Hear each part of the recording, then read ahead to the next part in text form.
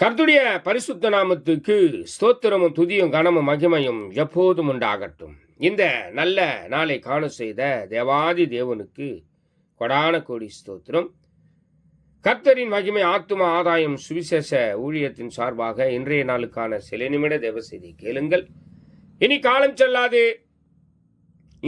செல்லாது. என் ஆண்டவராக இயேசு கிறிஸ்து வரப்போகிறார். ஆயத்தமாயிருங்கள். அநேகரை ஆயத்தப்படுத்தி ஆண்டவர் பக்கமாய் திருப்புங்கள்.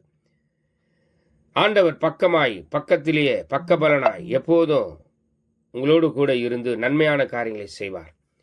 விசேஷமாக யோவான் 10 அதிகாரம் 10 திருடவும் கொல்லவும் அழிக்கவுமே வரானே அன்றி வேறொன்றுக்கும் வரான். நானோ அவைகளுக்கு ஜீவன் உண்டாயிருக்கவும் அது பரிபூர்ணம் அடையும் வந்தேன் என்று சொல்லி வாக்கு கொடுக்கிறார்.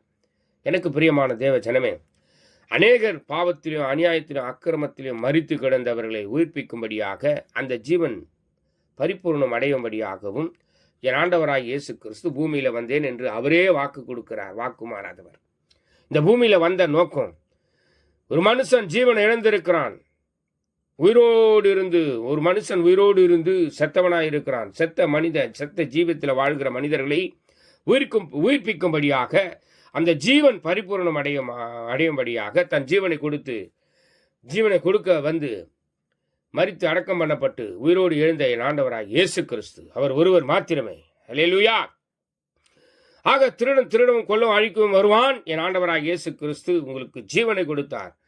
பரிபூர்ணம் அடையும் இந்த உலகத்திலே வந்தார். என் ஆண்டவராக இயேசு கிறிஸ்து வந்த நோக்கம் அதுதான். என் ஆண்டவராக இயேசு கிறிஸ்துவ விசுவாசியுங்கள், அப்பொழுது ரட்சிக்கப்படுவீர்கள். God bless you.